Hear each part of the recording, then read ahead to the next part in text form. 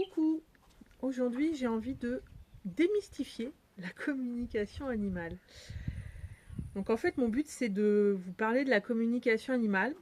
Pas forcément chercher à vous convaincre si vous n'y croyez pas du tout, mais en tout cas, vous expliquer comment ça fonctionne, qu'est-ce que ça peut vous apporter, et aussi vous raconter ma première expérience en communication animale. Pourquoi j'ai envie de faire cette vidéo? Parce que parfois sur les réseaux sociaux, je vois des gens qui sont complètement réfractaires à la communication animale, qui disent que c'est du charlatanisme, que ça n'existe pas.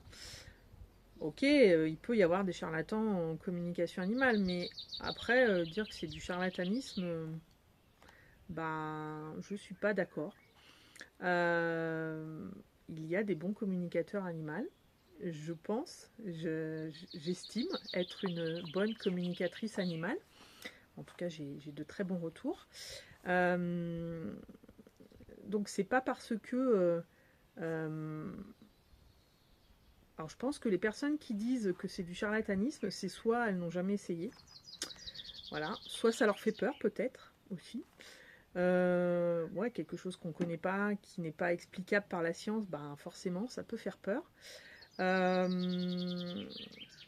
peut aussi être parce que ils ont eu une mauvaise expérience en communication animale, ou peut-être aussi tout simplement parce que ils ont eu des informations en communication animale qu'ils n'avaient pas forcément envie d'entendre, et du coup, pour eux, c'est du charlatanisme. Enfin bon, bref, c'est pas le sujet de la vidéo.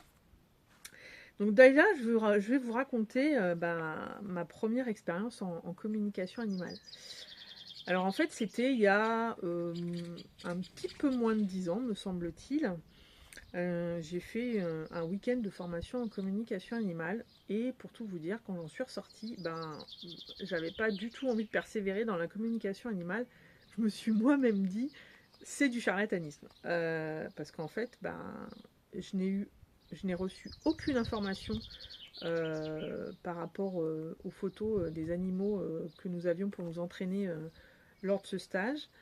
Et je trouvais que les informations reçues par d'autres personnes lors du stage étaient un petit peu farfelues.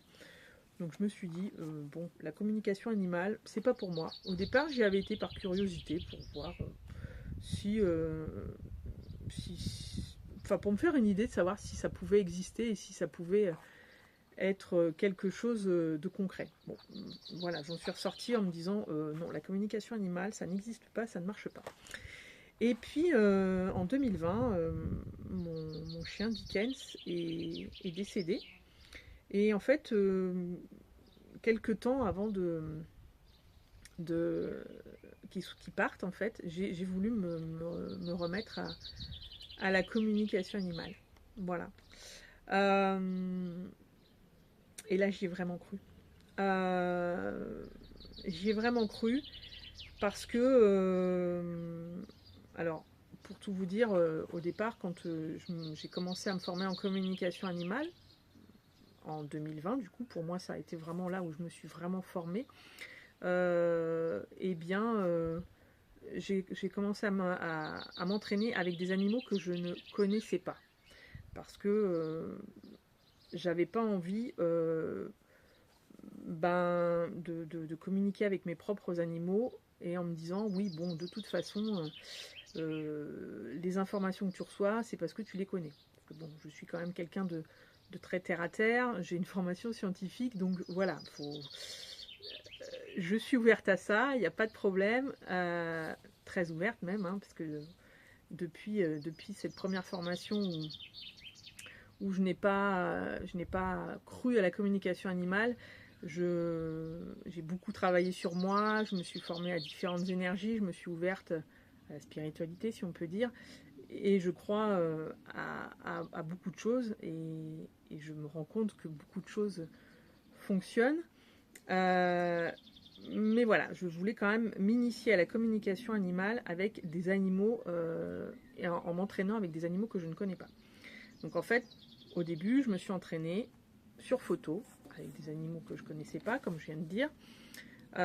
Les seules informations que j'avais, le nom de l'animal, son âge, son lieu de vie, et non du gardien ou de la gardienne. Et les premières questions ont été des questions vérifiables, tant qu'à faire.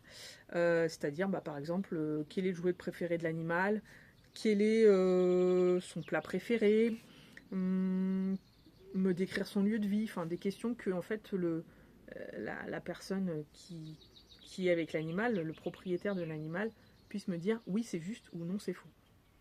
Voilà, tout simplement. Donc j'ai eu des bons résultats et là je me suis dit ok, la communication animale, enfin je me suis dit, j'étais déjà convaincue, mais ça m'a réconfortée dans le fait que la communication animale existe, que la communication animale peut apporter beaucoup de choses.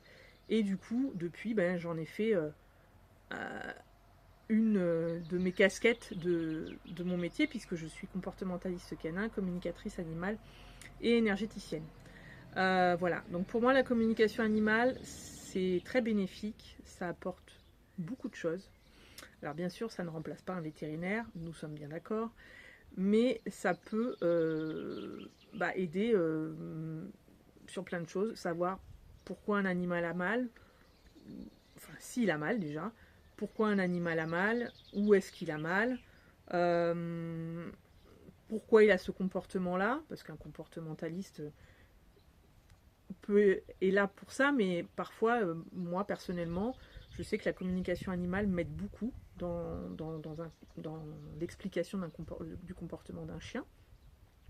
Ça peut être si on a un message à transmettre à l'animal, ou si l'animal a un message, et les animaux souvent ont des très très beaux messages à nous transmettre, et ils nous voient d'une manière,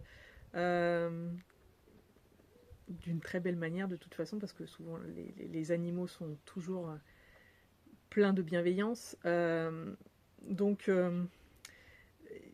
ils nous permettent aussi d'avancer, à travers les messages qu'ils peuvent nous délivrer.